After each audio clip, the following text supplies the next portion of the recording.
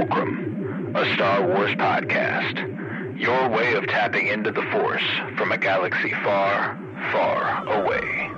Hello there. Hello, what have we here? Here's where the fun begins. Count me in. Hello, everybody, and welcome in to Fulcrum, a Star Wars podcast. This is our very first episode, and I am so very excited because today we are covering the very first episodes of a brand new Star Wars series, and I'm so very excited. The Acolyte premiered last night. It was written and directed by Leslie Headland. This episode 1 titled Lost Found. And I'm enjoying the dichotomy of the slash in the middle. You know, we got that going. I'm Colton Robertson. I'm joined by Joseph George. What's up, homie? Oh, what up, what up? Always a pleasure to be here.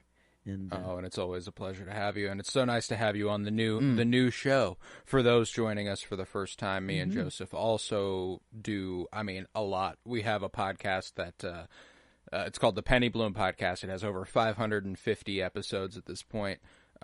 We decided it was time to start a new venture a little bit, go stray away a little bit, do a Star Wars show, Fulcrum, a Star Wars podcast, baby. And I'm so very excited because, man, are we starting out with a banger. The Acolyte. Wow. Yeah. Did this not disappoint? I loved these first two episodes. How'd you feel? Yeah, I don't know. I feel like we waited for a perfect time to start this, the show, and we told ourselves forever that we weren't going to cover it, and that we were going to focus on other things and do other things. No, it's impossible for us to not cover Star Wars. Star Wars has our hearts. It'll be forever. There's no, I don't think. And that's why ultimately, why not just start Fulcrum, a Star Wars podcast? Why not just go ahead and pull trig there? Yeah. We're here. And I'm so excited. I'm so excited because this was such a pleasure to watch. It was. I loved the Bad Batch, and I was sad to see it conclude, but I'm glad we're breathing new life into a new show and a new era also. I love the High Republic, as you can see here. Yeah, I just noticed. If you're watching. I love the High Republic. So this was deeply anticipated ever since it was announced that this was going to be a semi-murder mystery set in the end of the High Republic. I was like, okay, this is the show I want to fucking watch. So it's nice that we're finally here. This is your first interaction with the High Republic. How are you feeling about the general era, the way it feels compared to what we know Star Wars to be? It's kind of like the 80s or like the 70s in real life. It's like an era that I wish I could have lived through, but I just quite was born a little bit too late. And because, man, the look, the Jedi seem that they are so much more heightened, and just like a Jedi walks in the room and everyone is just like, I don't know. I feel like that's a thing in the OT and PT and stuff, but like, it's just they seem much more like a force, and they're official. The yellow knights cloaks and just, I don't know, the looks of them. It feels clean. It feels, I guess, peaceful. I don't know. That is interesting. Is that this is a large time of peace compared to what I know. I'm very used to the galaxy being at war. It's Star Wars. That's every single period we've gotten like a full blown fucking war. And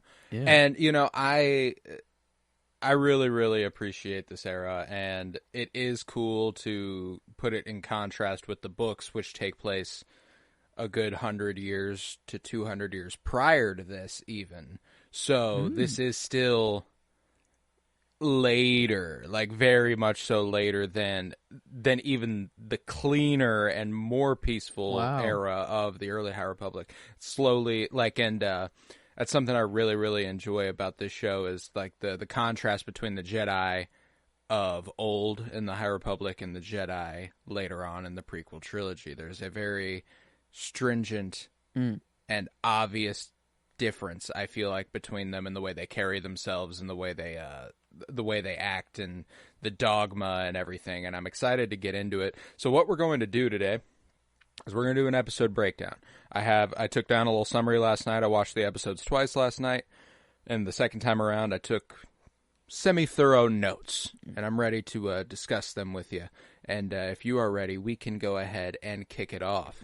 Oh, yeah. So we opened Lost Found on a semi-crawl. Not a true crawl, but a sort of crawl. And it read, 100 years before the rise of the Empire, it is a time of peace. The Jedi Order and the Galactic Republic have prospered for centuries without war. But in the dark corners of the galaxy, a powerful few learn to use the Force in secret. One of them, a lone assassin, risks discovery to seek revenge. Instantly like, yeah, fuck yeah, let's do this shit. Come on now. Come on now. Yeah, that's not the normal crawls that we get. I don't know. It's usually we've gotten increasingly less of these even through television, you know? That's like true. Yeah, it just opens. The show just opens. Yeah, there isn't even really one. I think Ahsoka had one, but besides that, yeah, it did. That's true. Obi-Wan, I feel like I don't remember. I can't recall. If Obi-Wan had one, but no, this is a very nice opening. This is I wonder how many few there are out there. If there are just two Sith bumping, and then just if that's what they're referring to, that there's two. Yeah, the powerful few or learning to use the Force in secret. Or if these are just dark few side. does imply more than a couple. That's true. That's true. And I think that's why my theory that May is not the apprentice in the there can only be two, but the apprentice's apprentice. Yes. I think that's sound. I think that makes sense. Okay. And the mysterious master is still lurking in the shadows. That's what I like to think. And I'm excited to do a little speculating on, if the guy that we're seeing in the mask is anybody that we're also seeing in the show. I have a couple ideas there, but we do fade down from that semi-crawl to Ueda, new planet, where May arrives and is greeted by an absolute little freak. Loved this little guy with the red eyes and the black body and the black suit and everything. Love the alien designs. Yeah. They fucking went in again. I absolutely adored it. In contrast to like I didn't have this gripe about Andor, but a lot of people felt Andor was short on this side of things. The alien side and the freak Star Wars stuff. This fucking nailed that, and it instantly reminded me of a perfect blend of the original trilogy and the prequels, where I feel like we've got some practical stuff going on, we've got some digital effects stuff going on, and it's very cool. And I love this little guy. Instantly, I was like, fuck yeah, baby, let's go. And we're on a beautiful planet, beautiful imagery, adored it. But she makes her way to a tavern in search of Master Endara, where she challenges her to a fight. She asks her to attack her with all her strength, and then strikes a pose, at which everybody's like, okay, that's fucking funny. No matter who you are, that's funny. And she claims they have unfinished business and that she must use all her power. And in the process, she takes out a few goons in the tavern before Endara finally meets her in combat. The battle is tense, but May doesn't stand a chance, not until she puts the life of a civilian at risk, and Endara must try to save him.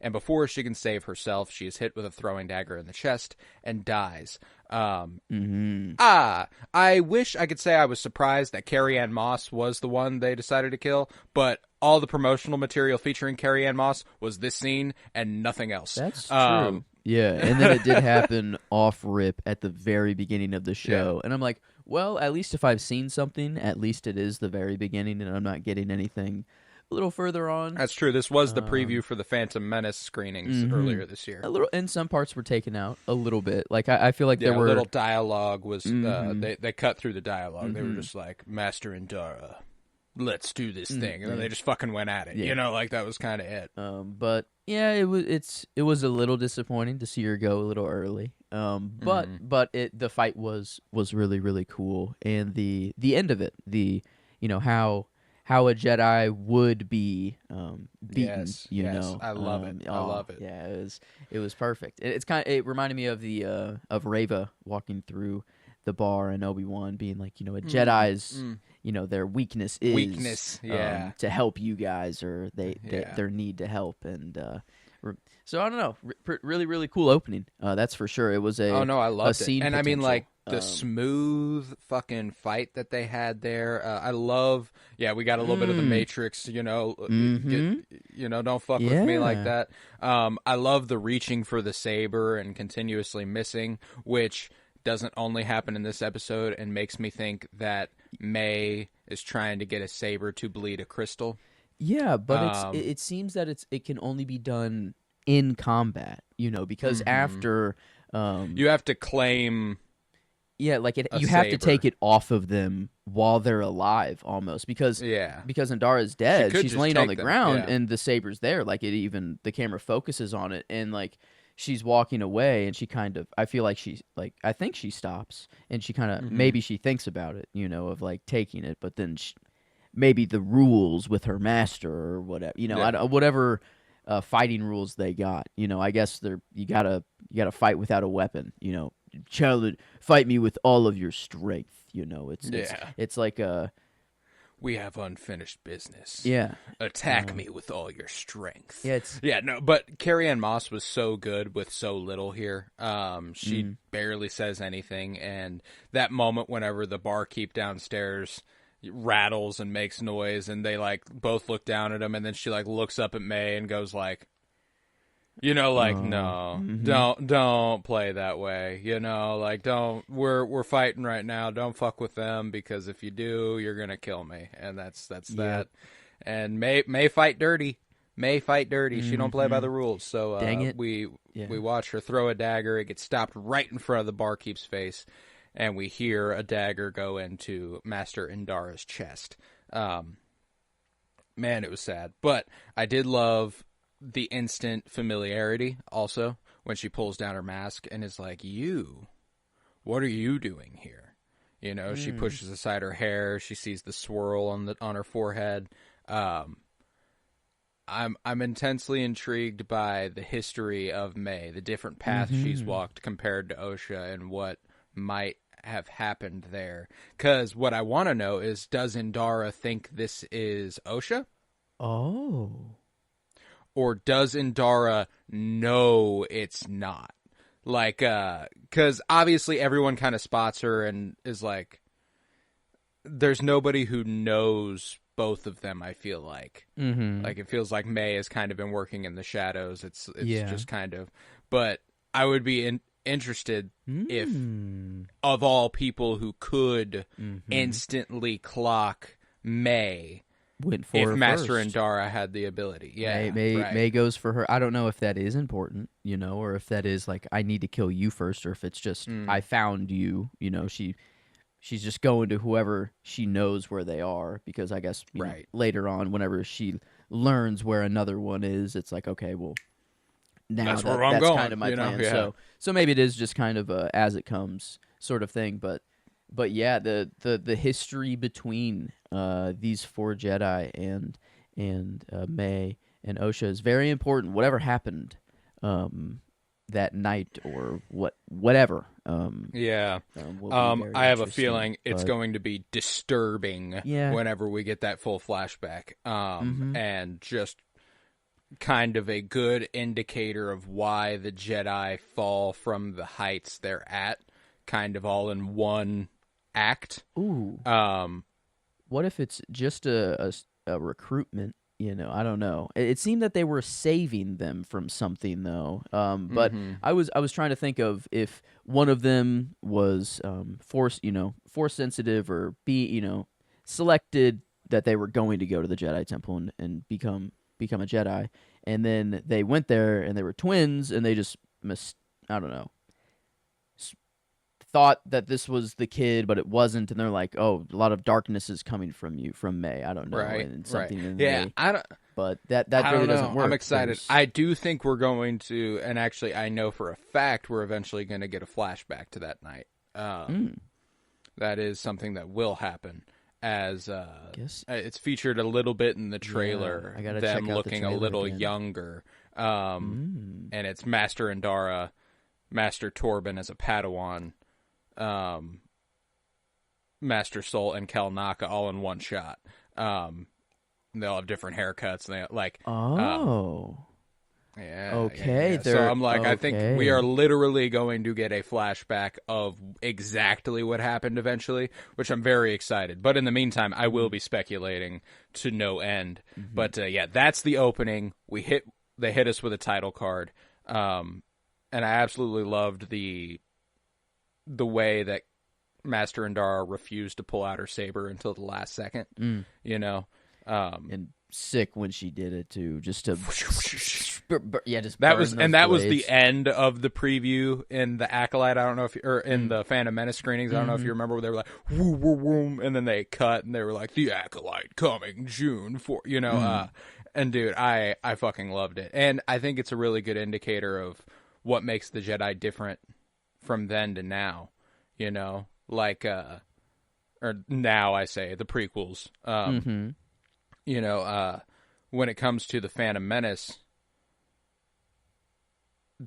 and obviously they hear an explosion, which will prompt you to do, get it popping. But they just get her on. Yeah, they aren't directly threatened. There's nothing in the room. They just light up. And there's another connection to that I am excited to get into a little later. But there is the next scene takes place on a Trade Federation vessel where Amanda Stenberg, playing a seemingly new character, awakes from a nightmare on board a ship on a Trade Federation vessel, and she greets her droid Pip and gets dressed for work, and she exudes like a soft, playful air. She seems very nice. She seems very sweet instantly. She wakes up, she smiles at Pip. She's like, "Hi," and that's why I love Amanda Stenberg, and that's why she is my performance of the episode, because I mean, she's playing a double role, and whether we can speculate more about how double the role is, but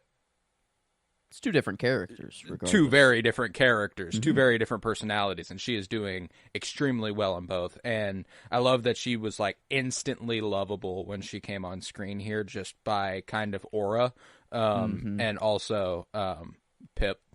Hard to not love Pip. Dude. New goated little combo here, or new droid. Yeah, new goated droid in the game. Love them. But she gets ready for work, and she's greeted by a gentleman named Philip, who dubs her Osha. And he teases her about a trip the crew took the night before to Nar Shaddaa that she notably took no part in. She says, quote, "What I do with my days off is my business." Which is, they were still playing with the idea that this could be the same person at the time. But it is notable that she didn't take part in the trip and that she brushes. And it is her business. It's not Philip's business. It's just an incriminating look when we know someone who looks exactly like her murdered somebody in the first scene. So that's an interesting little bit there. And I love the name drop of Nar Shaddaa, the kind of the Hutt throne world is what Nar Shaddaa is. So they were like, let's go to the seediest fucking place in the galaxy and have a good time. Wow. Yeah, I wonder how much of the show is going to be literal, like what they're showing us is the truth, or like what they're showing the audience is like a vision of some sort, is not reality. Yeah, and then whenever we come back, I don't know if something changes that we'll see things in a different light somehow, or if what we're seeing we're truly supposed to accept as face value, because that is interesting that at first we don't, Osha, you hear the name Osha or whatever, I guess, so it's like that, but you don't know even May's name yet, so I guess like you truly think that they are the same person. Yeah, right they now. haven't name dropped May. Yeah, so I knew, like, that's what's funny is that she's been promoted as May. That's been the name in the promotional material. So whenever she came on screen, it was like Osha. It automatically also gives you a sense of, like, at least for me, distrust. Like, is she lying about her name, about her identity? Is that why, and she's working this dangerous job. I love that the dangerous job working on the outside of the hull of a ship is named OSHA. It's kind of great. That's her.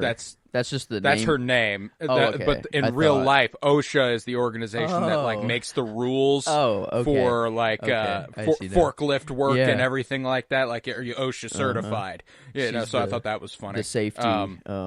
Yeah, the safe exactly. I don't know at work, making sure everyone's good. Yeah, no, but Huh. yeah, we see some Nimoidians in the meantime. Another nice little prequel connection, and a Gonk droid making his way through the halls. Loved that. And then they step out onto the outside of the hull in spacesuits, prepared to fix the shield generator of the Trade Federation ship. And we see Pip here used as a welding torch and a fire hydrant. And at the side of the fire, OSHA remembers the horrors. You know, she sees it. You hear, May, no, Mom, no. You know, like Two circles is kind of two circles and fire. I feel like it might have just been the fire alone that got her to go, but I feel like the camera was focusing on like it looked like two people kind of like hunkering down. I don't know, is kind of what it felt like. And then I feel like her vision kind of blurred in between the memory and that a I little do bit. too. Yeah. So and I think they're doing a lot to play with duality. Obviously, I mean the titles are literally Lost, Found, Revenge, Justice. I'm assuming eventually Jedi, Sith. You know, stuff like that.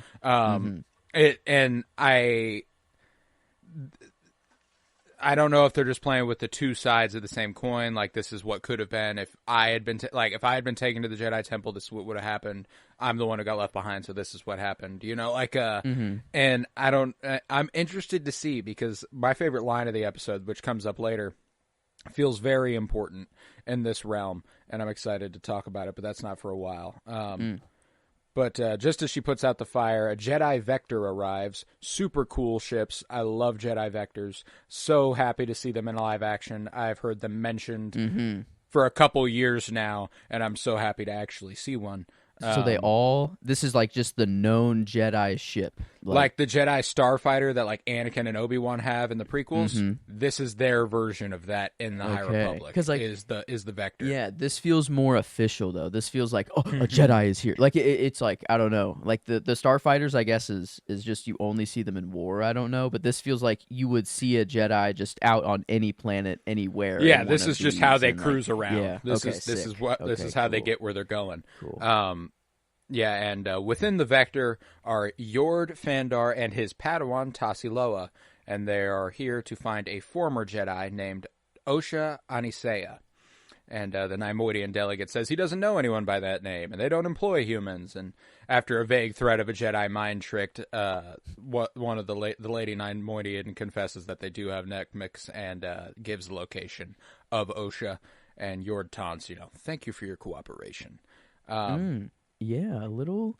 I guess the threat of a Jedi mind trick alone. I mean, that the fear of that was kind of crazy. Like that, I've never had that before. They've always just done it, or like, whoever just could do a Jedi mind trick, they just kind of did it, and it wasn't ever. Well, it's really important that we're in an era where the Jedi are the least shrouded in mystery they've ever been. Like people know Jedi. There are temples on almost every world in the galaxy. Like or not every world, but in every system they have a temple, and everyone knows the Jedi in the Republic. So it's not exactly unfamiliar to know what they're capable of at this time. I see. Whereas I think these are not the droids you are looking for. The Jedi have been eradicated for 20 years. Nobody's seen them in a really long time. That is something that is a little.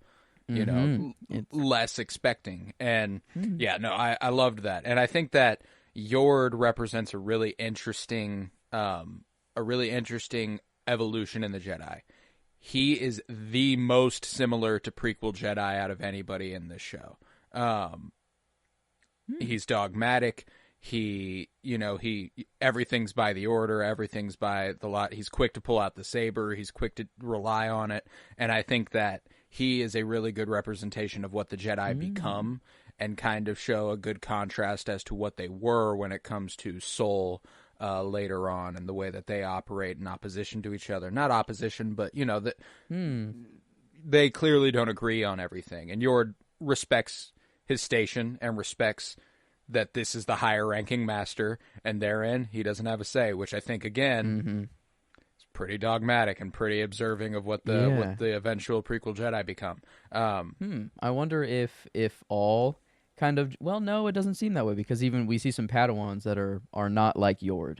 So I was gonna say that maybe it's kind of like a progression that every Jedi kind of sees, is that they're very dogmatic at first. They get their knight, they get all their official and certificate, I don't know, everything right first, and then they're allowed to have their personality once they get all the check boxes and everything. But no, there's Yord just kind of seems to be a little more by the book than others. He's I like him though. I like him a lot, he's and chill. I like the performer. Yeah, he's cool. And that's I'm a certified member of the Yord Horde, as it has been dubbed. Yord Horde. Ooh, that's cool. Okay, I like the Yord Horde.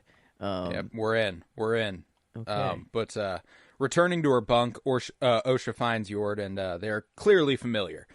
They were Padawans together, presumably, and Yord has just passed his trials 2 years prior. They're very happy to see each other. It's really cute because Yord is trying really hard to be stoic and professional, but she slaps him on the arm, and he does a little smile, and he's like, "I never thought I'd see you again. This is really cool." He can't help but let his little Padawan geek out a little bit.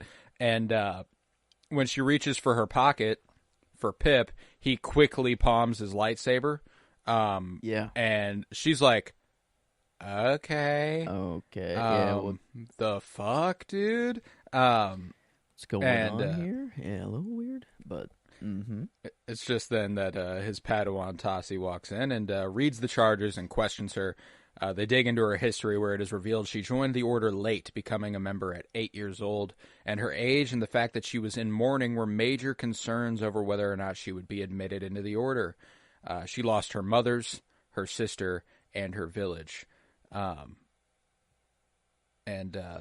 She is then accused of the murder of Jedi Master Indara, and the reason being that she fits the description, which was there's a lot of stuff that they're really making the Jedi cops. Yeah, it was not a good look. Really hard. Not the best look here. The specific verbiage of being like, you fit the description. Talking helps. To a black woman, it's like, who? It helps that they're twins, here. That yes, no, it literal definitely twins, does. It definitely does. But the optics don't really look the best. No, it's definitely, I think that's purposeful. I don't think it's supposed to be like, oh, come on now, how'd you let that slip? No, I think I think they know exactly what they're doing, And I think, because, later, in the second episode, whenever they corner May, and Jackie's in the fucking ship, and she's like, "This is by the order of the Galactic Senate of the Republic. You are under arrest." They've got her in a fucking spotlight. They've got her it's true. Yeah, they're evoking police imagery for sure. And I thought that was really interesting. But the reason being that she fits the description, and when she questions why she would do that, Yord tells her that Indara was a major proponent for the idea that she discontinue her training. And Osha protests that leaving was the hardest thing she ever did, and it was entirely her choice. And meanwhile, Tassi fetches the barkeep, who witnesses the altercation and confirms that it was her. She is placed under arrest and handed over to a prison transport. And I really, really enjoyed this scene. I thought it was really strong. I loved the chemistry that I believe it's Charlie Barnett and Amanda Lestenberg immediately had. They have a deep familiarity that I think. It's interesting because I feel like Yord's dedication to the Jedi Order eventually makes you kind of forget that they're familiar. He ends up being like, I think it's dangerous to keep her and it's weird, but I think that's important. It's showing that how dogmatic he is within the Jedi. He doesn't trust his feelings. He trusts his logic, and that's important as a Jedi to a point. But Soul is the perfect representation of how you can't just rely on logic. There must be some emotion that gives you a reference for judgment. And that's why I think all Jedi, aside from Qui-Gon, become like Yord, you know. Wow. Qui-Gon is more Qui-Gon's like the only High one Republic that's Jedi, you know. Yeah, he's the only one that kind of reflects the old ways, and Yoda. The dude is alive currently, in bumping, so that kind of unfair. But say I would him, say that Yoda, but even he's I would at say that Yoda, time, he either evolved to that point or I Mhm. like.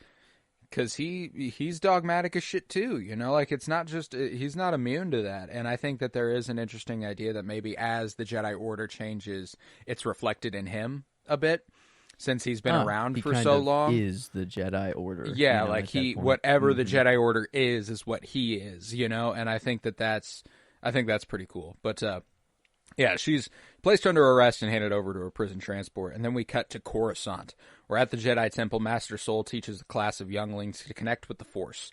They meditate and report what they see. Balance, life, and fire, all consuming. And he assures her and everyone in the class that the Force is an overwhelming power, one they must always respect. Yeah, like, oh, okay, good job, class. You're seeing, the Yeah. life, the balance. It's like, oh, great, good answers.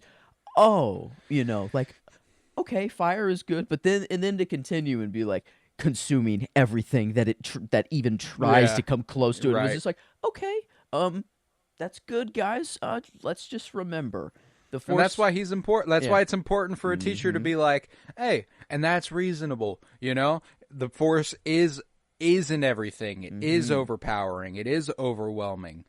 That's why we must respect its power. And like that's a good teacher right there. Yeah. That's really good on the spot thinking. Master Vernestra enters amidst this and witnesses that interaction. Is kind of like, oh, how you gonna handle this one, Soul? You know, Yeah. kind of like and principal he walking handles in. it really Yeah. well. Yeah, handles it really well. Sticks the landing, and amid the lesson, Vernestra enters the class, and after Soul dismisses, she reports to him that they have arrested his former Padawan Osha for the murder of his friend, Master Indara. And visibly shaken, Vernestra is taken aback by the clear attachment he holds for Osha, and Soul says that Osha was a devoted Padawan and sees no reason for her to murder Indara. And we learn that Soul and Indara saved her from a terrible fire on her home world, Brendok, and she looked at them as protectors, so there must be a mistake. And Vernestra leans in close to tell Soul that it can't be known they've arrested one who used to be among them for the murder of a Jedi. It must be discretionary, lest their political enemies take advantage of it. And Soul assures her that she has his support. Wow. Yeah, everything is just. I mean, it makes sense that whether they are a dyad, whatever, it's just very opposite, polar opposites. And because here, she sees us as protectors, but May obviously very clearly sees the Jedi as whatever went Killers. wrong with their life. Yeah. Yeah, it's the spark of the wrong. And then before there was a line of, I feel like, was it Osha? I don't know. I lost my train of thought a little bit there. But it They're was all good. there was one other kind of. It was more of a question, something that Osha said that is interesting to think of the opposite way. I thought, oh man. But Was it in that interaction with Yord? maybe. Let's. Man, yeah, I guess Yeah. I don't know if it'll come back to me. I'll Yeah. come back, but yeah. All right. Yeah. No. And I liked this angle of. I mean, this is the first time we're seeing Vernestra Rowe on screen. This is the only character adapted from the books yet right now. And I absolutely adore her in the books, and it's so interesting to see her as a grown woman. She's within the order became one of the youngest knights ever. Okay. She became a knight at like 15, and took a Padawan by the time she was 17.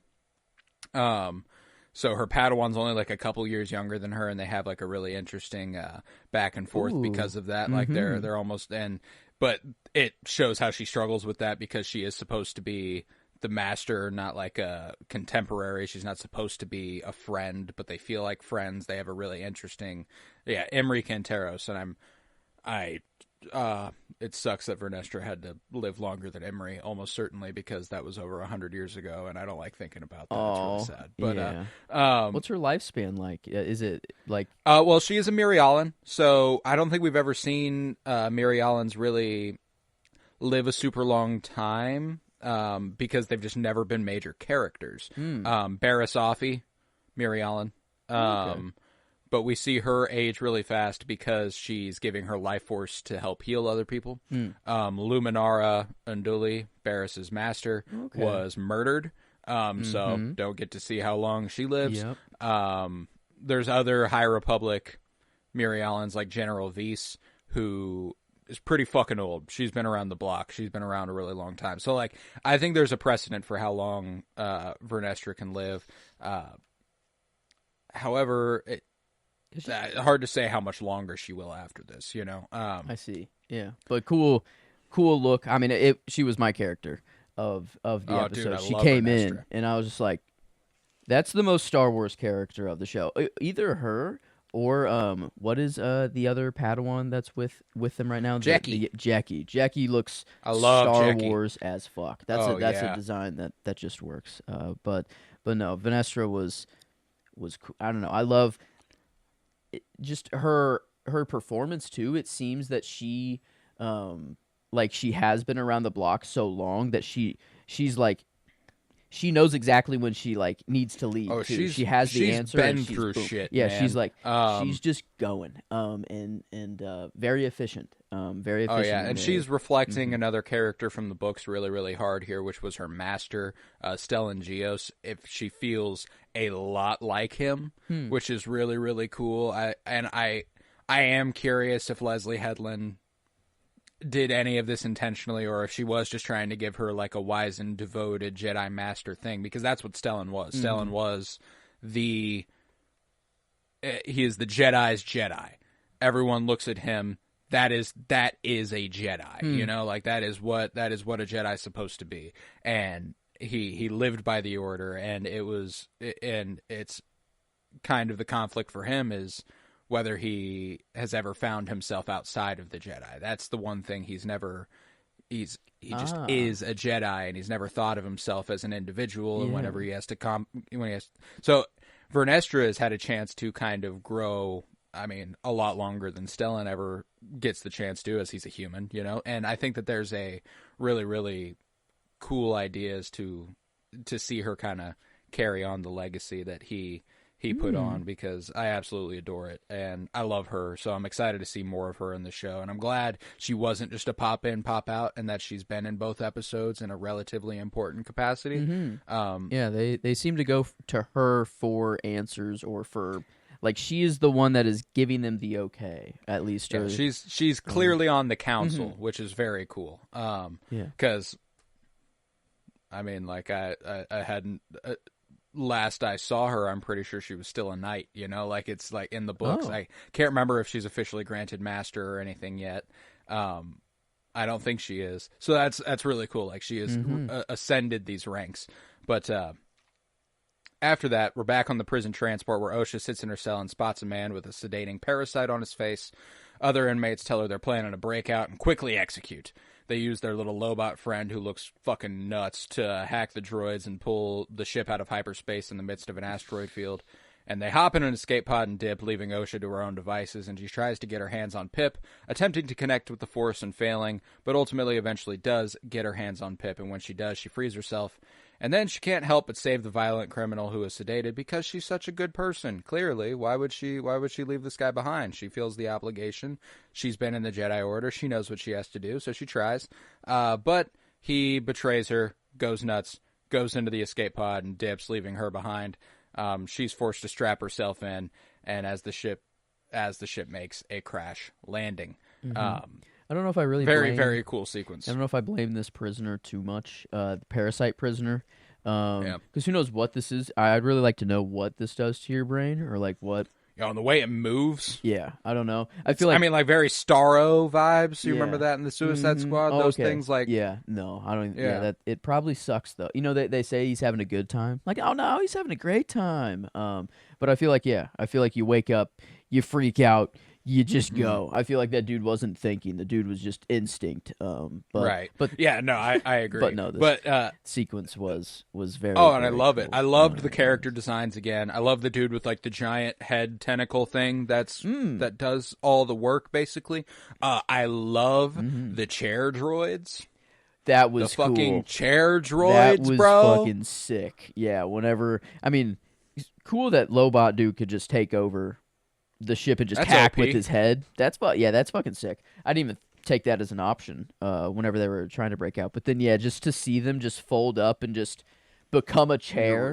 I'm like, well, and it's cool because like that means that real people could pilot the ship sitting in, and then they're like, all right, buddy, autopilot. boop, you take over. Boom. You know, like There is a pilot that takes over. That's fucking that's pimp. That's cool. That is so cool. I love it. And that's one thing that this show did not disappoint on and instantly fucking nailed was production design.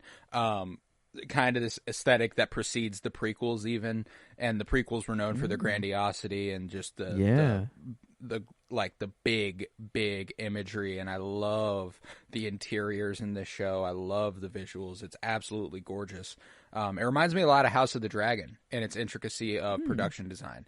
It reminded me a lot of just like at any given castle, like when we're at Harrenhal at the very beginning of House of the Dragon, where it's like, whoa, this is cool. We haven't really seen this before, but it's familiar because it's still Game of Thrones, and I feel like that's what this show is doing really well. And again, prequel about 100 and some change years before, so I think that's just kind of what the prequel format gives them a chance to do. But yep, back at Coruscant. Padawan Jackie greets Master Soul to tell him that Vernestra wishes to see him at the detention level, and he had been looking at a holo of his old Padawan when she walks in, and she questions why he does this. She says it encourages sentimentality and nostalgia, both emotions that can lead down a dark path, and Soul insists that their memories are lessons, saying, if we don't meditate on the past, and Jackie finishes, we are doomed to repeat it. yeah, Which is... very good. Yeah, I like their relationship instantly. I love the Jedi Padawan relationship between Soul and Jackie. Jackie could be, by the book here by saying like, wait, why are you looking at that? Like Jedi aren't supposed to do that. But then I like Soul's comeback. I guess it's kind of a cope for a Jedi a little bit. I guess like they're really not supposed to do that, but. I guess maybe that's my dogma thinking of the Jedi, like that's what's that important is that if more Jedi become like Yord, we have less Jedi like Soul teaching Padawans that it's okay to feel, just don't give in, I see. Jackie is brought up dogmatically. That's the basic teachings go, here's the rules, here's what goes on, here's what you have to do. And then when you get a master, they get to teach you those intricacies. They get to teach you exactly how things work in the real world versus just school. So that's why Jackie has that training. She has the dogmatic way of thinking, but it is her master's responsibility to kind of teach her the nuances of it instead of just being like, yeah, we do everything by the book, which is what they lose eventually. That's what makes Qui-Gon so special when it comes to the prequels. I think that's really strong. And wow. Yeah, no, and I love Jackie. Instantly love Jackie. I love Daphne Keane first. This was our X-23 in Logan. She was Laura Kinney in That's Logan. right. She was okay. Yes, that's right. So you're definitely familiar with her via that. Wow. And yeah, loved that scene. Loved the introduction to Jackie. Permission to speak, my master. I love that asking, stuff. You don't have to keep doing that, Jackie. Go ahead. But down on the detention level, the violent criminal is mind tricked by Soul into confessing what happened.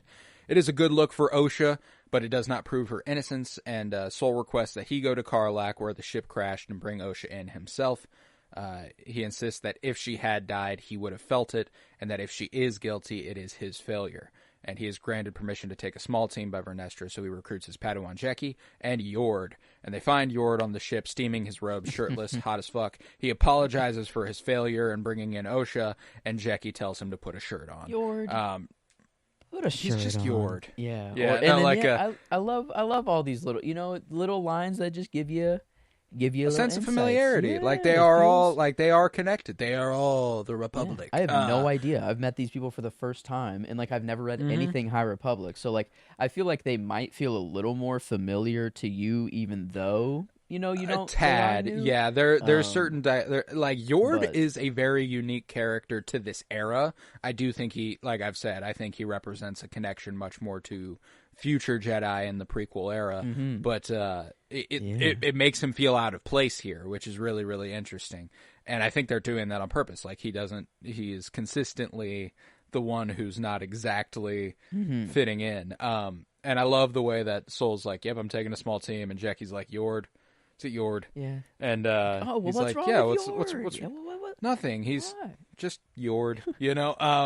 And so I loved that whole interaction. But yeah, no, and again, just Vernestra's presence kind of being the steadying force here. I really, really enjoy it.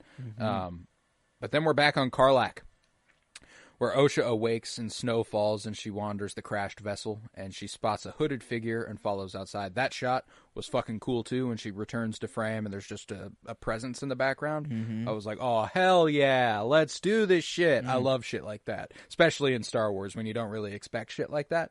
Really makes me happy. But the hooded figure turns around eventually and reveals herself as a younger version of May. And they are then back on Brendok in the midst of the fire that changed their lives. And May runs away, and Osha tries to chase her. As May says, my favorite line of the episode, "You're with me, I'm with you. Always one, but born as two." Yeah.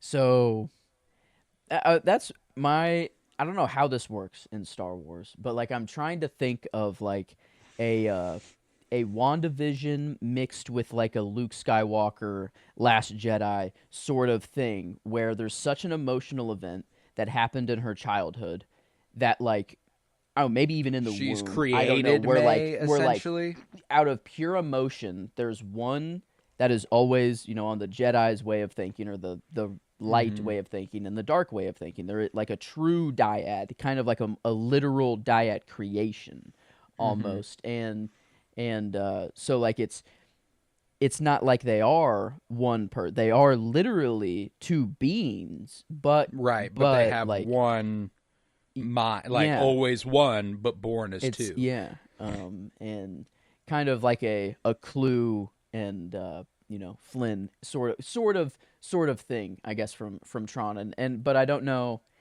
It'd be really like it'd be kind of hard to. I don't know. There'd be a pretty big switch. That would be a pretty big turn. Yeah. No, and that's why I'm like, I think at the very least they're a dyad. I think that they are a dyad in the Force. It is expressly said in Rise of Skywalker that it is a power that hasn't been seen in centuries.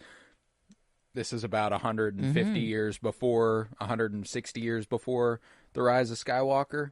So like, it's a century and some change. I'm willing to bet that this was the last, at least one of the dyads preceding Rey and Ben. That's what I'm kind of that's kind of what I anticipate, and they are literally born from the same parents. So like I feel like that's, and they are expressly stated to have mothers. Yeah. Also, that was interesting. Which is very, very cool. And I think that's that could be interesting. How much of, because the Jedi mind trick, someone referred to it as a memory wipe. Don't do that memory wipe thing you guys do. Did they like Professor X Osha's memory a little bit, and that's the guilt that they're like, that they're you know, maybe they like, this event was so bad they're like, fuck, like, I don't know, do something to her mind to make her forget about it, and then that's, I feel like they would have done that because of the guilt, not that would cause the guilt. You know what I'm saying? Like, it's one of those things, like if they had to do something that was worthy of wiping Osha's memory, the guilt would have already been there. The guilt would have already existed. That's kind of how I look at it. And Ooh, this is so good. Like, it's so... I'm so excited. It's so interesting. Idea which way it's so new and fresh. It's super exciting. Okay. But they continue and they run into a room where Osha is visibly confused, and May continues, "As above sits the stars and below lies the sea. I give you you, and Osha finishes, and you give me me. And then a young Osha steps into frame and asks if it's really May. She says she thought she was dead, and she asks if she killed Indara. And when she says yes, her eyes turn black, and she says, "I'll kill them all." Osha truly wakes up then to find Pip by her side. And this is my favorite scene of the episode. The vision is just really fucking cool. I love the editing. I love the camera work. One issue I did take with the editing at one point is that whenever she wakes up the first time, I read these like there was no interruption. Whenever she chases May from the ship, they cut back to Coruscant. That's true. And show them get on the ship, and then they cut back and show that scene finish, which felt a little unnatural. I would have much preferred the flow of just the full scene all in one. And that was literally the only gripe I had with this first episode, though, is that felt so choppy. Specifically on rewatch, too. It didn't really bother me on first watch, but rewatch, I was like, yeah, oh, why the fuck did we cut away there? Now that you say it is kind of like not obvious. I mean, a hindsight, I guess, is 2020. Yeah. But like, yeah, it is. It would make sense to just stay there and let it continue. Because it's like we do a 15-second cut here, 30 to 45-second cut back on Coruscant, and then we're back on Karlak. So I just thought it was interesting. But yeah, no, this is my favorite scene. It sets up the most interesting mystery that we've had in a while on Star Wars, I feel like, in terms of just strictly story, not galaxy implications. Like, oh, how do we get here? How did this happen? What, it's just within a story itself, probably the most interesting mystery since Rey's parentage, Yeah. Kind of trying to discover what that was. And I'm super excited because there is... I know they appear in the same place at the same time, and I know they are presented as two different people, but there's something weirder going on. There's something more happening. Perfect handoffs, It's like we appear to see them in the same place. Like whenever May gets away on the speeder and Osha's trying to stun her, whatever. Like it's like they are both there, and we do see them on camera, yes. But like they're also in the literal same location by themselves. No other Jedi are around to kind of verify that Soul like shows up shooting. after May speeds away, and so it's. I feel like it's more of a red herring though. Like it's more of them trying to be like, well, they could be the same person, but they're like, I feel like they're truly not. And I don't know what to think. No, and that's what's interesting too is that during the fight between May and Soul, Osha is by herself. She's not with anybody. There is like, and that's why I'm like, there's an idea here. Now, the thing that does fuck it up is the beginning of the next episode with May appearing on a whole different planet, while Osha is here. Is that just meeting with? Oh, the guy that she gets the poison from, right? So yeah, that is okay. Well, she also infiltrates the Jedi Temple first thing next episode. Oh, okay, that's true. And then that's what causes them to go out there. So yeah, that's why I'm like, there's something more going on. And while the theory holds a little water, there's definitely holes, which is why I'm like, it'll be interesting to see how they play with it. That's why my money's on a dyad. It's a pre-existing entity within Star Wars that shows they're connected. I think that Osha could be experiencing some of the stuff May does. We see her awake from a nightmare at the beginning when Master Indara is killed. I think that there's clearly a connection. I feel like it is like a Luke Skywalker. It's like a projection. It is like a... But real. Well, and as we see with Ben and Rey, as a dyad, they can interact with each other and make contact from whole different planets. Pass off a saber to one another. There is a physical connection in the dyad connection, so that's why it's like now they. And who knows? Like when it comes to their mind, maybe it is literally like split between them. One of them has the dark tendencies, one of them has the light tendencies, and that's the dichotomy. Get rid of your dark thoughts. Don't even think of them. You can't have them. So like I feel like that's the tie between it all is that like that she is like a dyad and they knew it or something like that. They knew that this power, she has a power that's, I don't know, Rare. yeah. But then why would they just like wipe her memory and then leave her alone and let her leave? I mean, and, like, I all think these... whatever happened. Yeah, it does seem like if OSHA almost certainly would have to have had something done to her to like forget a little bit, because I don't know, it could be as simple as May wasn't dead and they assumed she was and they got out of there, you know, and she resents them for that, and that's kind of it, you know. I'm there's a part of the trailer I would actually advise not watching the trailer.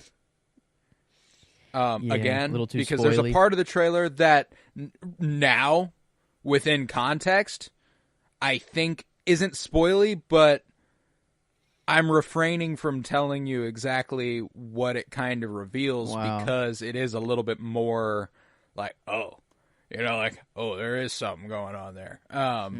So, I mean, there's something dark that happened then. It's not a simple thing, and I don't know if it's a memory wipe thing.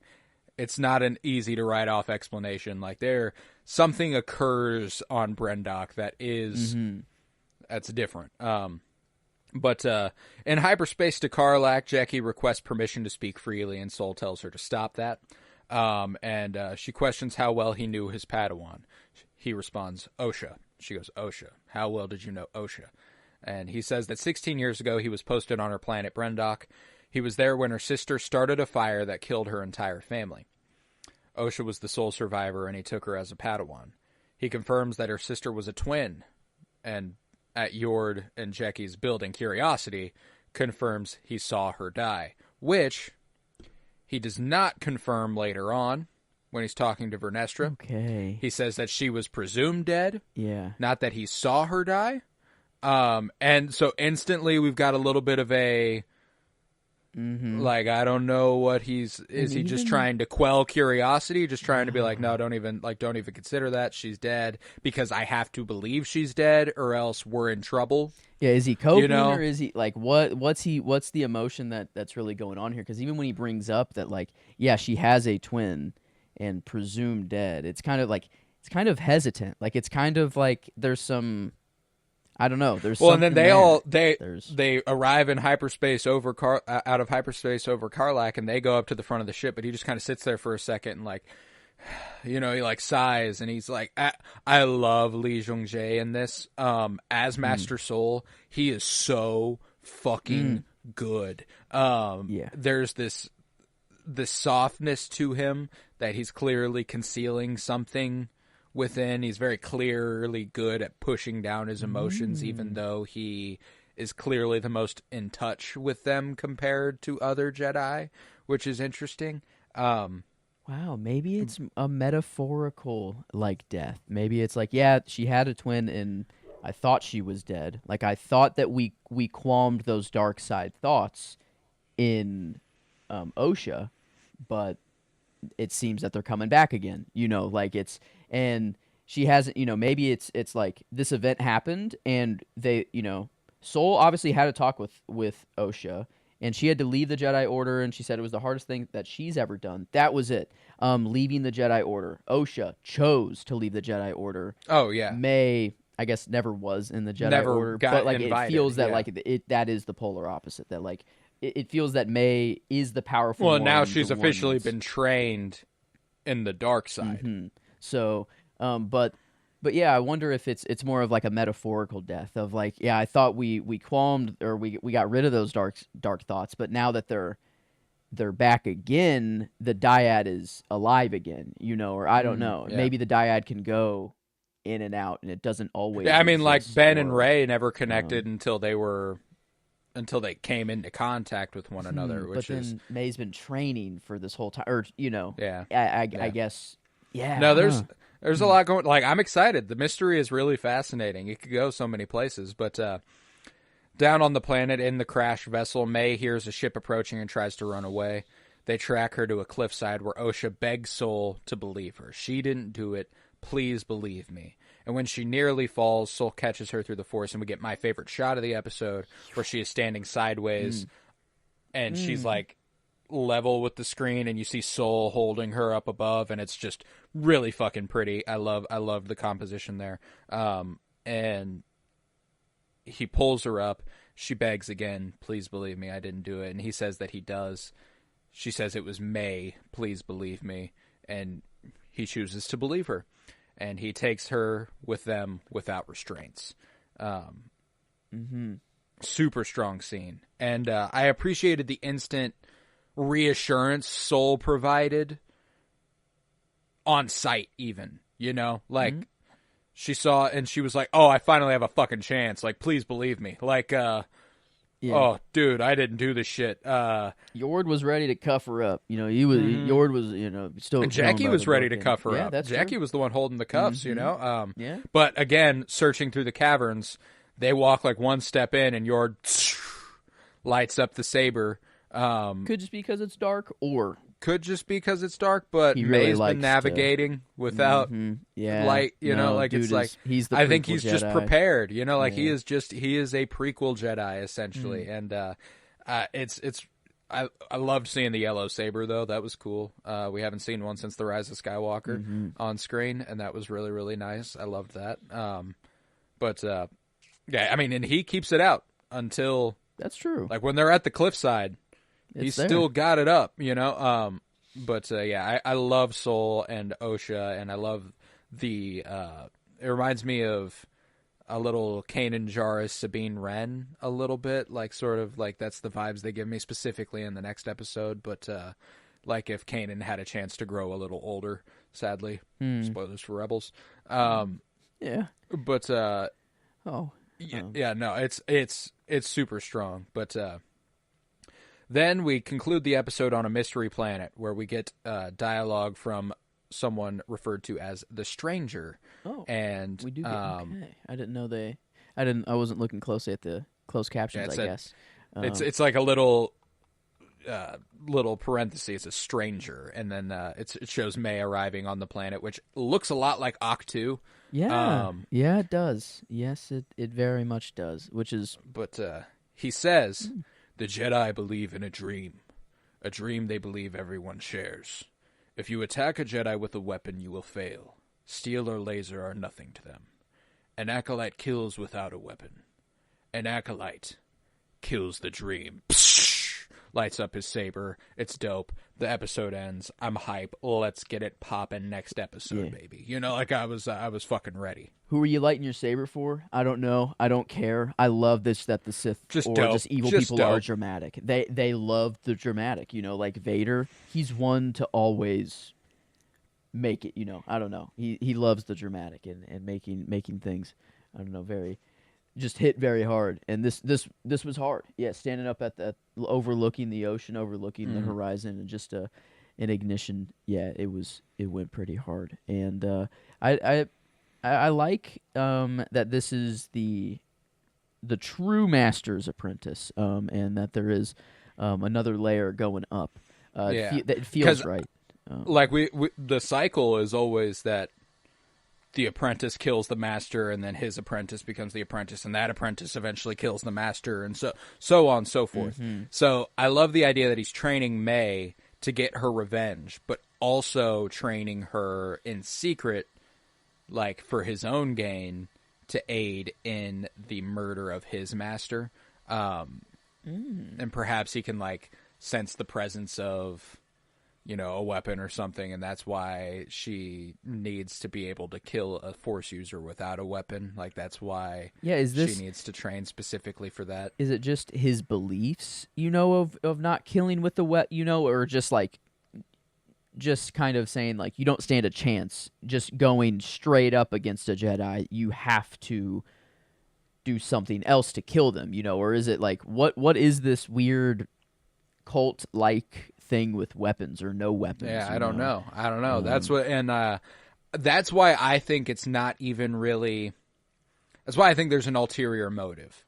I think he's kind of telling her, like, You got to learn to kill without a weapon. You got to like that's how we do things. But I think it's because in order to kill his master, they would be required to not use a weapon. There's something there where like if they go hand to hand with him, they have a better chance than fighting him with weapons, or them, I should say. You know, like whoever they are might be too powerful to take on.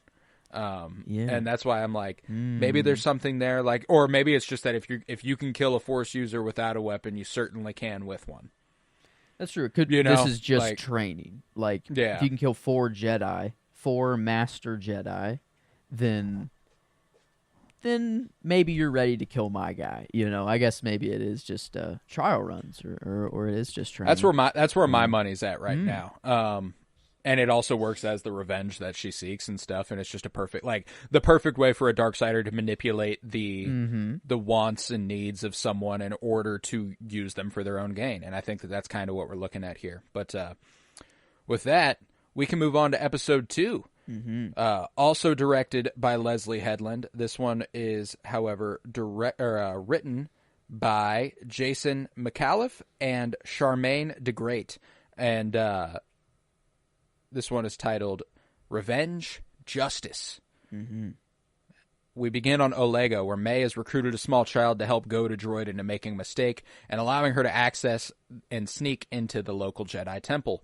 And when she walks in, she finds Master Torban kind of comedically played by an obviously young man and a fake beard and a fake hairline. This is Tommen. This is Dean Charles Chapman. That's Tommen Baratheon right there, baby. Huh? Yeah. What? Okay, that did not cross my brain whatsoever. Holy shit, that just...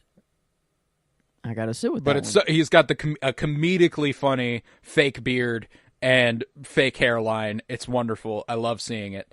And he's meditating feet off the ground. She attempts to challenge him, but no response. She attempts to attack, but he is protected by a force barrier, and she gives up and climbs out through the ceiling when more Jedi come.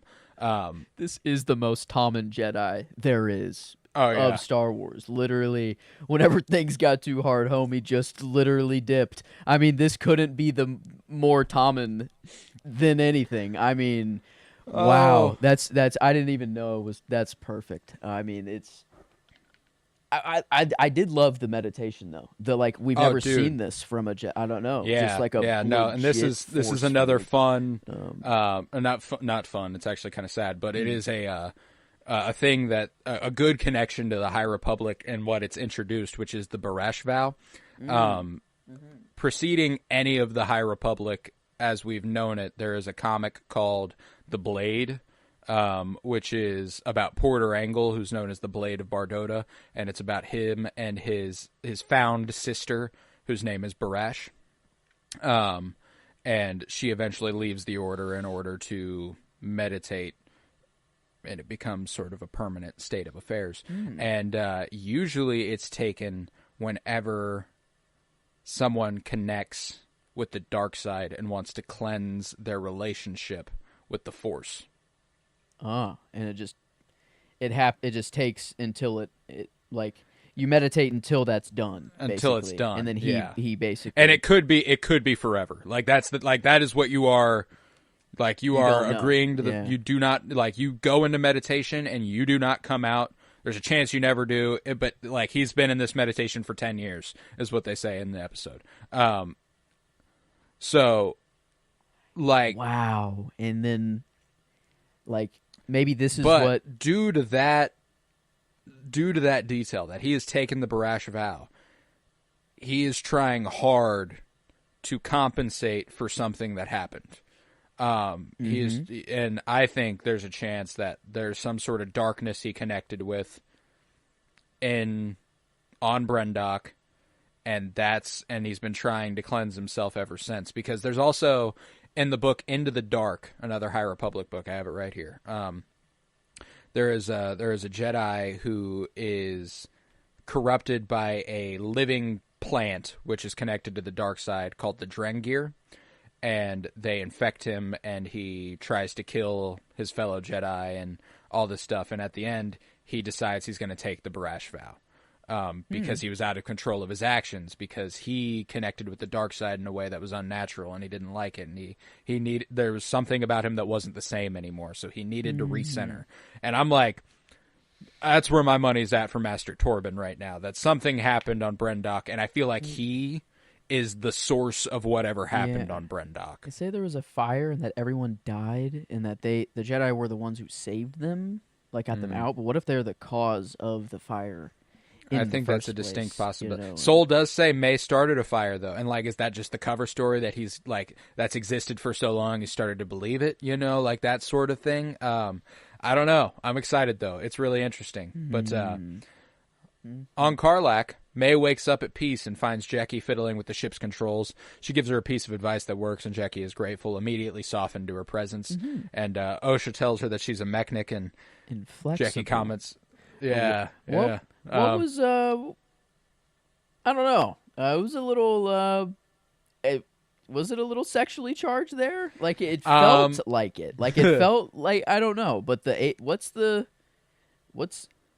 are they around the same age there? I mean, it's hard to read the non-human age. I can't tell. She is a Padawan, but Padawans can be 19, as we see with like Ewan McGregor and for the Phantom Menace and stuff. Like, so like it's. I didn't know what to think there from that line. Yeah, you know. No. But yeah, I think Osha's definitely gay. I couldn't tell you about Jackie. That's fair. I guess. The Gator, I guess, is going off a little bit, but that didn't feel like that's the relationship that they're going to build. I don't think so. I think that, and there maybe there's a little bit of a flirtatious thing she's going for there. You know, like I'm better company and more flexible than a R2 droid, you know, like, which is both of those things insinuate that she is, you know, better company and more flexible, you know, like it's but okay, yeah, I'm like, I know Daphne Keene.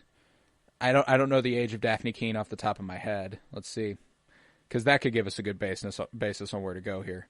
19. Okay, so could be about that age, you know, give or take. And but regardless, I don't think that's what they're going for. I think they are going for Osha being just generally flirtatious a little bit and kind of being like, you know, and then, you know, Pip is like, hey, what the fuck, you know, and she's like, sorry. Pip's also very good company and very very flexible. But Sol walks past, and Yord voices his concerns with not restraining Osha. And Sol protests that she hasn't trained in 6 years. And Yord says if they are twins, they could be working together. And Sol tells him to not let his fear cloud his judgment, which is, you know, it's like, well, how much are you letting your feelings cloud your judgment, Sol? You know, like, let's talk about that a little bit. Yeah, he's using his feelings to dictate what he's doing right now. Yeah, so, yeah, it's like, yeah, sure, Yord might be letting his fear dictate. You're letting your nostalgia and sentimentality kind of dictate the way that you feel the presence in your judgment. But yeah, no, that was just a cool line. And you can tell Yord doesn't like it. You can tell Yord wants to say something. You know, he's like, you know, like. But sir, you know, like, yeah, it's, and that's why, like, I really fuck with Yord. I love his performance, and I think that he is my performance of the episode. Charlie Barnett, or actually, I think I ended up going with someone else, but I do like Charlie Barnett a lot. He was my other choice for performance because his presence is just so steady, and his facial acting and points whenever he's kind of, you know, dismissed out of hand. He's like, God damn it, man, not again. You know, I think I did switch these. I think I meant because Yord right now is in my character box, and Sol is in my performance box. I think I meant to switch those. I don't think Yord and Sol are definitely the character. They're the characters of this episode for me. I like Sol, but Sol really came into his own this episode. I feel like, especially with the fight later on, that was just sick. So Sol, he's my character, and then I think I will give Charlie Barnett the performance here, because I mean I really like Yord as well. I think in I didn't really quite put together that he is just kind of the prequel Jedi, the super dogmatic one, and that's kind of what what he will be in, at least for now. I don't know. Maybe he'll go through something and we'll see the change that has to happen from a knight to a master, or something. But no, I'm excited because I like Yord. I think he's cool. I also went with Soul as my character because he's just like, this is the episode, man. This is when he hits his fucking stride. But after this, Soul makes a transmission to Vernestra, who is surprised at the revelation that Osha has a twin. However, it works perfect because someone matching the description was spotted breaking into the Olega temple last night, and she couldn't very well be in their custody and on Olega at the same time. Expressly mentions that by name, which, yes, logically, of course she couldn't, but we're in Star Wars, baby. What's logic to what's a king to a god? You know what I'm saying? Do we trust? Do we trust what we see right now? I don't know, but it's hard to say. But Soul is assigned the task to investigate and tells his team to Yord's dismay, and they make their way to Olega. And on Olega, May wanders through the streets to an apothecary. Drunkenly sleeping is Chimere. He awakes and greets her with a playful familiarity. He seems to be squatting, but also thieving identity and also being just generally scandalous, which is an interesting immediate presence that Manny Jacinto brings to Chimere here. I fucking love him. My sleeper pick for the Sith master. He plays the innocent, playful guy, but a line he literally says during the scene is "Peace is a lie," which is the first line of the Sith code. Whoa. That's very interesting. Yeah, no, I think Chimere is, if he's not the Sith, he is, I mean, he's clearly in cahoots. She says during the scene, it wouldn't bode well for either of us if you told him about this, so there is a mysterious him that they both know, but either way, the whole scene plays out really cool. He's clearly aware of her plans. She explains that her attack didn't work. I love the familiarity and the casualness with which they are talking about it. Like, she's like at a bar talking about a plan, but like it was you wouldn't believe what happened last night, but like it was trying to assassinate somebody. She's like, I was this close to him, I couldn't land a blow. It's a literal force field. I couldn't fucking get through. So annoying. But yeah, no, this, I guess, a thing that didn't really click before is that the poison that he gives her is from that planet as well, I think. Yes. And she requests that poison. And I don't know if maybe that has something to do with what happened at the planet. I don't know, or if it's just like, I don't know how to kill this guy. Poisons, I guess. I know Bunta works. Yeah. Maybe that's something. But yeah, no. She needs poison. Bunta, he taunts her that if she thinks beating a sleeping monk was tough, she'll have a tough time with a Wookiee. Nice little allusion to the fact that we'll be getting a Wookiee Jedi soon, as he's been featured prominently in the promotion for the show. But he says that everyone has a weakness, that the Jedi justify their rule by peace, but peace is a lie. And he concocts the poison and tells her that she needs to grant this master what he seeks: absolution. And she makes her way out with poison in hand, and on her way she says, it wouldn't bode well for either of us if you told him about this. And he's like, I won't. But then, on the ship, May fiddles with Pip, and Soul asks about her tattoo. She's like, oh, what's that? And she explains, what she's doing with Pip, and she's like, no. He's like, no, what's that? Points to the tattoo on her arm. And she's like, oh, yeah, I got this one night in Corp Sec. We were having a good time. I can see you don't approve. And he's like, it doesn't matter what I like. And he kind of giggles, but it's like, it's so obvious that he doesn't approve, and I think that that's a immediate father-daughter sort of dynamic that they have. I really appreciate. And being a Jedi, they probably don't fuck with tattoos generally, I imagine, unless it's culturally significant. Is there, does it mean that she joined some, like, was it just a tattoo and that's it? Or is there, like, is this a known logo of I wasn't familiar with the logo. It must, I mean, it doesn't have to mean anything, but it must mean something. I imagine that it does. But if the meaning was important, I imagine they would have gone over it a little bit in this. Yeah, I feel like you would have been like, really? That's the tattoo you get of all right. if that was an no, but yeah, I love the just the like, like, it doesn't matter what I like, but he's clearly like, yeah, fuck it, man. This is my favorite scene of the episode. He asks if she truly thinks May could be behind this, and she assures him that she did. She must have survived. and he says he wanted to save them both. And Osha assures him that it wasn't his fault, and he thanks her, but he has made his peace with what happened on Brendok. And she replies that she knows. She knows he's made his peace. It's something that he tried to instill in her very steadfastly when she was a student, and he constantly tried to instill that in her. And she says that maybe she wasn't a very good student, and Sol replies, maybe I wasn't a very good teacher. And like just that vulnerability that they are able to share in this moment, and the chemistry that Lee Jung-jae has with Amanda Stenberg, I thought this was an exquisitely well performed scene, exquisitely well written scene. It was good looking. I loved it. So this was an easy pick for me outside of the cool stuff later on. Yeah, I wonder, like, whenever Osha delivers that line of, like, yeah, I know you have come to peace with it. It was kind of a little, like, passive aggressive. It was kind of like, yeah. Oh, yeah, sure. Like, you don't need to tell me. Yeah, like I know you have. Glad that you're good, but I left the order. Yeah, it's been 6 years. Like, I feel like she's kind of, like, she always has the right and light thought and everything, but this is kind of the only darkish. Yeah, there's something teeming within her. Yeah, and I think it is because she was brought up by Sol. You know, Sol is clearly good at burying his feelings. I think she's kind of learned that from him. And I think that there's a degree to her where Sol is trying to still be her master. Mm-hmm. And she's like, I'm not your fucking student anymore, is kind of the dynamic that they have. And I really like it. But yeah, wonderful scene. But they then arrive at the temple on Olega, and Sol pleads to speak with Torben. And the sitting master of the temple tells him that he hasn't spoken to anyone in 10 years. But Sol insists, and all the while May has entered and offered the poison to Torben. She tells him to confess his crime to the Jedi Council, or receive the forgiveness he seeks. He falls from his trance controlled.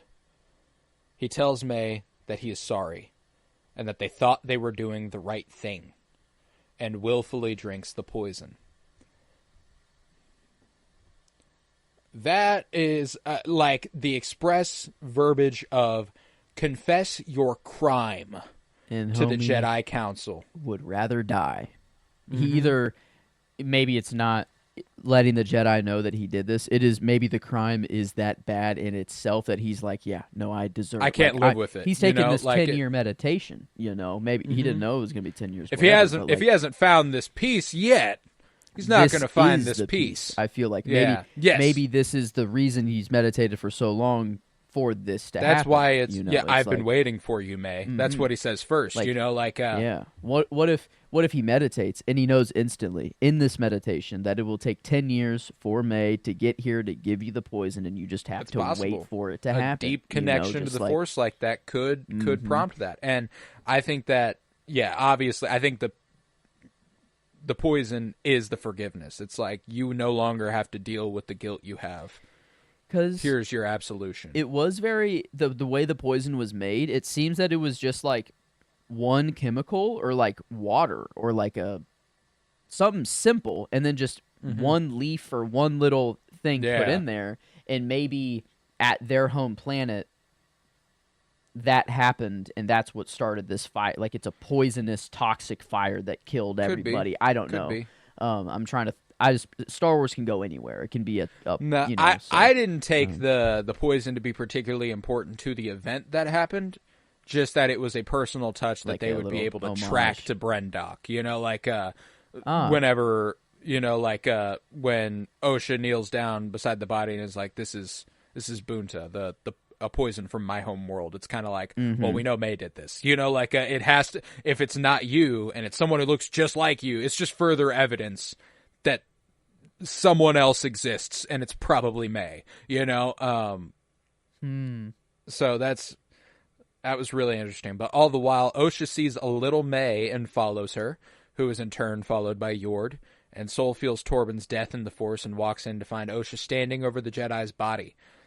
She is accosted, but Yord assures that she had nothing to do with it. He watched her the whole time, and he was dead when they arrived. And they assess that he took the poison willingly, and Osha reveals that Bunta is a poison of her home world. And after this, they stake out the local apothecary, the Padawan at Olega Temple. I love this guy. The big guy, Padawan Bread. Love this man. He seems like a sweetheart. But the Padawan assures them that this isn't the typical guy working at the apothecary. And they come up with a plan to talk to him. First, Yord goes by the book. Perimeters. Lookouts. Bring him in for questioning. And Jackie's like, yeah, we could do that, but no. How about we just send the person who looks just like the person in to talk to him, and we can see what happens there. It's a really good example of somebody, like, I'd be interested to know who Yord's master was. You know? Like, who instilled this sort of dogma in him, I would like to know. But I like that Jackie is showing that she's able to think outside the box. She's able to think beyond. And that's why Jackie was my second choice for character this week. I absolutely loved Jackie in this one. I thought that she displayed a clear prowess as a talented Padawan. That's a smart Padawan. That's a soul Padawan there. I don't know. It makes sense there. Yord, I maybe see Vernestra. Maybe I could see it being Vernestra as a master. I guess the only other kind of Jedi we know, or I don't know. I guess Indara. I don't know how she didn't seem too dogmatic. I wonder if I don't know. Do you think there's any flashback potential? I guess we'll maybe get the event that happens with I'd be Indara, interested in more if there is more flashback specifically with Carrie Ann Moss. I would love to see her in a bigger capacity. That'd be very cool. Yeah. But I'm not sure. I would love to know who trained Yord. But anywho, Sol agrees to the plan that Jackie laid out, and Yord is a tad ashamed. He attempts to hands over a weapon to Sol, saying he's not sure of handing this over to a civilian. And Sol says she's not a civilian, she's trained, and she's cool to use one. We watch Osha buy a cloak and use Pip as a transmitter, and she marches in and greets Chimere twice. Hello. Hello. Hi. Hi. Chimere's like, fucks up, you know? He's instantly taken aback, but proceeds forth anyway. He wrongly assumes that May succeeded. She killed the guy without a weapon. That's why she's acting weird. She didn't need the poison. And they're like, oh shit, fuck yeah, we got him. And then Sol's like, no, hold on a second. And he slowly realizes that he's wrong.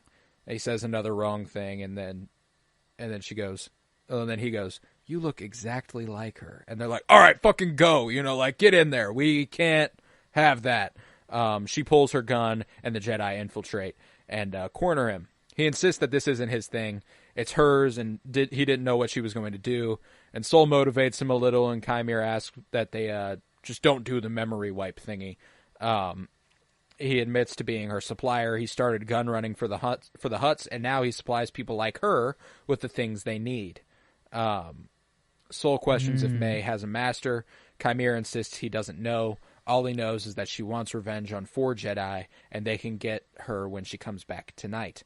And I think that there could be, if my theory holds true, the Chimere is the stranger, that there is something to the idea that the line, I supply people like her with things they need, has a double meaning. Like training and revenge, and, instead of like boonto, or, I wonder how much, if the dyad is true, and how much it will come into play. If possibly he has some dyad to him too, where like he can be here, and then there is that masked up version on what seems like, what's the Octu? Octu, yeah. Like, I mean, I feel like there is a deeper layer that is going on that will change things eventually. It is a murder mystery, and there will be some twist, I guess. And it feels that it will come with the event, whatever happened to May and Osha whenever they were kids. But man, there is something weird about. Yeah, does she have a master? I don't know. Not sure. Really, he's like, be really funny if it comes back and it's like, well, yeah, no, well, and I think he's putting on a great performance. Like he is. He's like, whoa, like, he's clearly... Don't do the mind wipe thing. Yeah, like, he's clearly not afraid of Jedi. You know? I don't think, like, that feels like that comes through very poignantly at the beginning of the episode. And here he is acting like he's nothing but scared of the Jedi. Like, oh God, oh no. Like, I didn't do it. I don't know anything. I'm like, he's the bumbling fool. He's trying to play He's trying to play both sides a little bit. So I have my sights set on Chimere as the scavenger. I think that there are a few fun possibilities otherwise, but all of them kind of fall apart. I think that right now he's the only one in terms of presence that feels like it could be the case. Dyad Yord. I don't really believe in it. I'm just throwing it out there. The most opposite, the most dogmatic Jedi. This guy seems like the most dogmatic Sith code guy there is. I'll just throw it out. Well, because it seems like May returned to wherever he was to kind of inform him that happened. Perhaps he was like, okay, now go to Olega, And if he's already there, he waits, he leaves at the same time, goes to Olega, acts like the drunken fool, there could be, there could be something there. Whoa.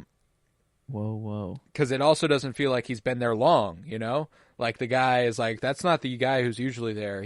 What he's wearing, I took it off the guy who owns this place, I'm assuming he killed that guy. Yeah.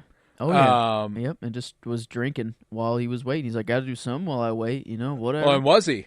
Is that part of the act? Is that something, is that just, that's why, I don't trust Chimere. I think he's the guy. I think you're right here. That's pretty good. It's pointing there. Definitely pointing in that direction. And that's why I'm like, it could be the red herring, though. Could be just something. But they set up their plan and wait, and May reemerges, and Sol confronts her at the dismay of Osha. She wanted to be there. May killed her family, destroyed her life, and Sol insists that she must let go. Look what revenge has done to her sister. And in this, we learn that May is hunting Indara, Torben, Kelnaka, and him. She's like, be careful when you go fight her, because she's hunting 4 Jedi. I'm assuming it was the 4 Jedi that were there, and you were one of them. But Sol meets May in the street and battles her in combat. She throws down her knife and goes hand-to-hand for a while, and amid the fight, he grabs the rest of her blades, which is super cool. Manages to pickpocket her, which is absolutely dope. And he tells her that she has misunderstood the Jedi arts. He asks who trained her. He probes her mind and finds that she doesn't even know who is behind the mask. And he's done well to protect his secret. And he says, even after all this time, your thoughts still go to your sister. And visibly shaken, May declares that her sister is dead. And Yord confirms that he's being honest, and she is shaken. Sol is confused, but offers her his hand anyway. I like, and Lee Jung-jae does a really good job in that moment where he's like, why do you think she's dead? Kind of like yeah, that's... there's a weird dichotomy there that I don't fully understand yet. Why would she think? Is it because, and is that just a metaphorical, she's dead to me? But it appears that whenever this was a shock. Yord's like, no, she's alive. She's like this what? Changes everything. It changes stuff. And that's why I'm like, there's something the